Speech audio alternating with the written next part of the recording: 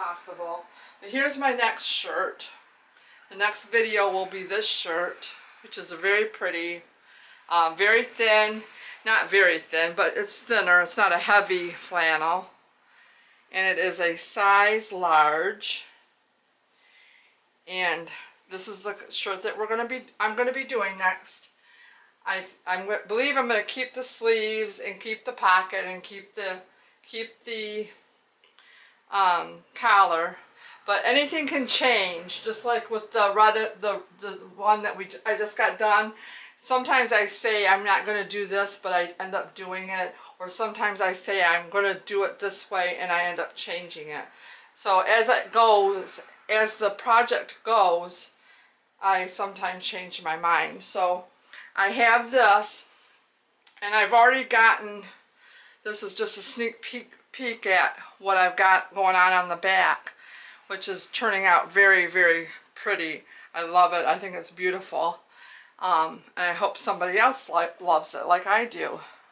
But I have a big doily under here, and I used white thread, so I don't have a contrasting thread, which I like it that way, but I like it better with contrasting thread because I want it to show up. But I got the doily down, and then I got this big applique, which is part of a bedspread. And I'll bring it up closer to you so you can see some sneak peeks of. Now see, if I would have did a contrasting thread, you would have been able to see the fancy stitches. I did some stars there and some different little squiggly lines. There's some more stars, which that shows up pretty good on the green leaves. Let's see, of course I did zigzagging, did squiggly lines right there, and squiggly lines right here. So this is the next shirt, and okay, I got the shirt, and I did have different appliques that I was going to put on there, but I found out that these were too big and they were going into the buttons. So now what I'm going to do is I took two smaller ones, put them together, and then I like that. And so I wanted to show you that when you're pinning on your appliques, if you wanted to take a cutting mat, any kind of cutting mat, this happens to be something from the Dollar Tree. You get like 3 of them they're just a piece of plastic. You can put cardboard, but I just put this in there so I'm not pinning things to the back of the shirt or pinning things to my tablecloth or anything like that. So that really helps me out. I don't want to, let me move you a little bit. There we go. And then I'm going to bring you down a little bit.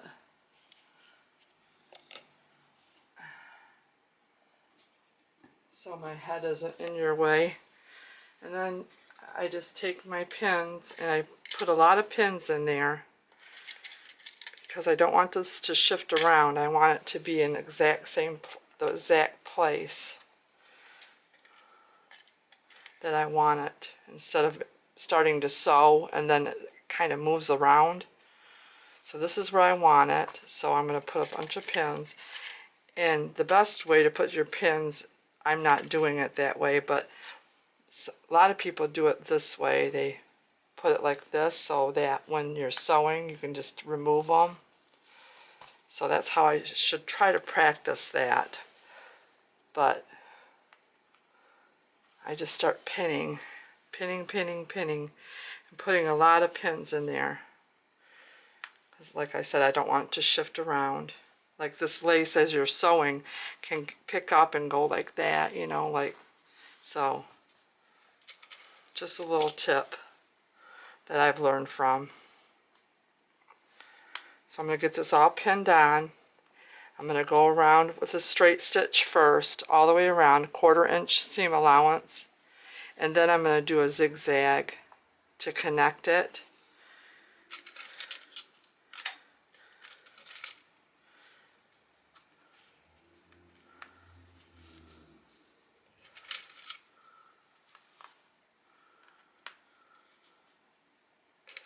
and I'll come back and I'll show you how it turned out. This is like my third try with different appliques, and I can't really, I could take the buttons off and then remove and then put them back on and sew them back on there just a little, but I'm afraid if I take them off, because this is not a thick flannel, if I take these off there's going to be a little hole there, so I'm not going to be able to line the buttons up exactly, so that's why I'm not doing that. And I'll just move my mat down.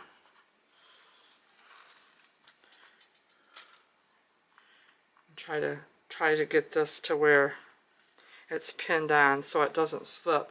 I've had a lot of times where I had to do some seam ripping because as I'm sewing it's moving and it's not exactly where I wanted it to be.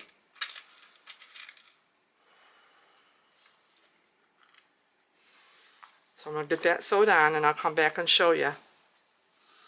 Thank you so much for joining me. Okay, a few little tips that I learned along the way. Next time I won't do two appliques together. I'll sew one on at a time because they do shift. So I had to bring it back and repin it.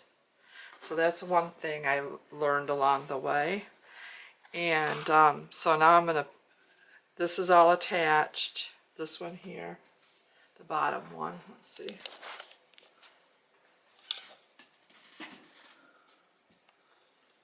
This one right here is attached. This one here isn't. And the reason I had to do this by itself is because this one started shifting underneath. And that's just a little tip that I have to remind myself not to get ahead of myself. Just do one at a time. And you can always layer them on top of each other. Make sure I use a lot of pins. More pins than I normally want to use. So just, and I found that if I sit down at my table instead of standing up and leaning over, it's a lot better on my back and it's more comfortable and I take my time. So just a few little hints that I'd like to pass on. Another thing I'm going to do is I might end up cutting the pocket off. And I think I'm just going to do appliques on this side of the shirt in the front. And maybe next time I will put a little bit brighter, more of a contrast. But that's my kind of thing. I'm hoping that somebody will like this. It's more subtle and more shabby chic and more that way, kind of like that. But I do know that I'm going to cut the bottom and make it straight instead of it having the curve. So I will come back and show you that. But right now I'm going to go ahead and finish up this one right here. This is still needs to be attached down. So that's what I'm going to do, but I wanted to share the few little things that I'm learning along the way, and hopefully it'll help you. Alright, the next step that I want to do on the shirt is I've got this all the front done, all sewed on, straight stitched and zigzagged around, all the way around everything. I might do some decorative stitches in here, but I am going to go, I know I said I wasn't going to cut the pocket off, but I am going to cut the pocket off. You know, shame on me, shame, shame, shame that I changed my mind, but I did. Surprise, surprise. So I'm going to cut that pocket off, and I'll just do it right now on camera. So I'm going to go ahead and cut it out around the inside. So if it frays, I like that.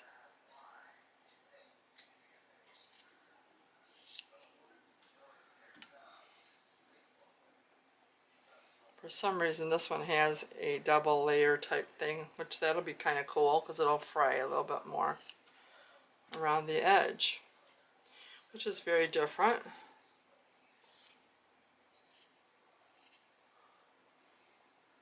Okay, so that's cut off.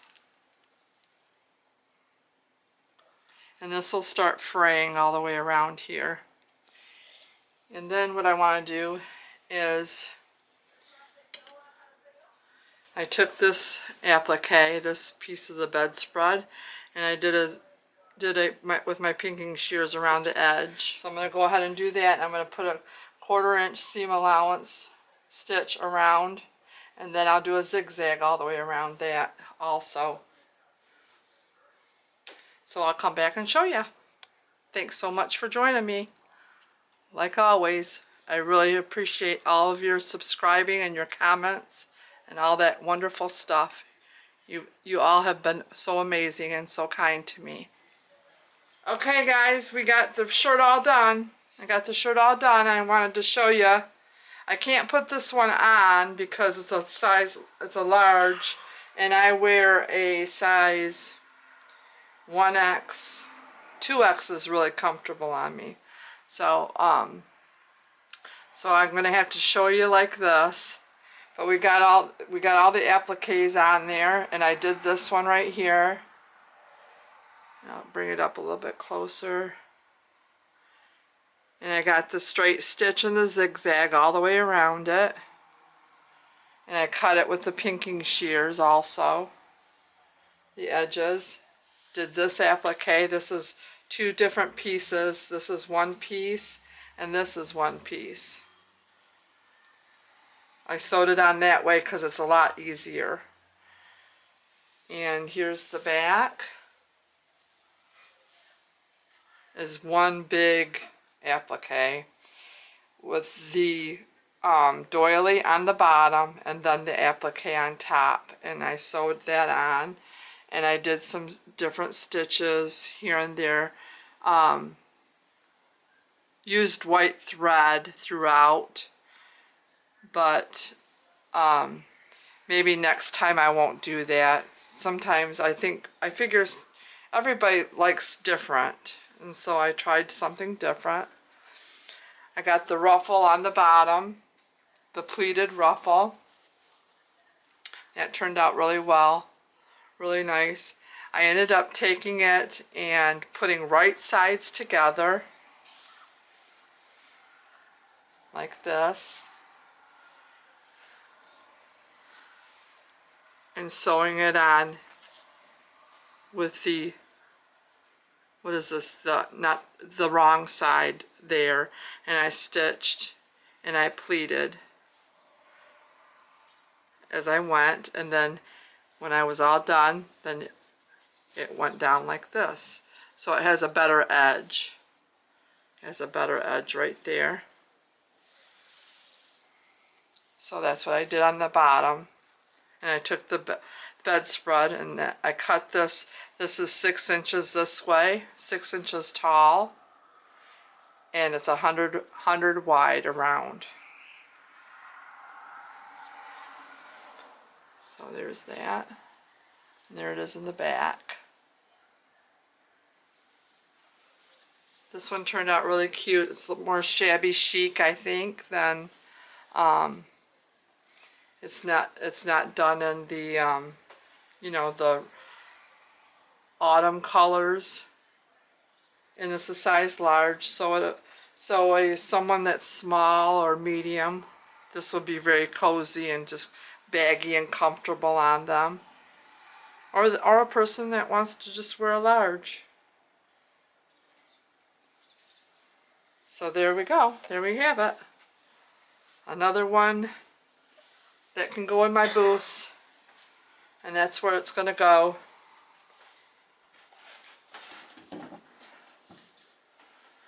And I want to thank you for joining me on this one. And the next one is going to be a larger shirt. And I think I'm going to do the high-low with it. And I am going to do some painting. So if you want to stick around and watch me paint, see how I do my painting, my art on furniture.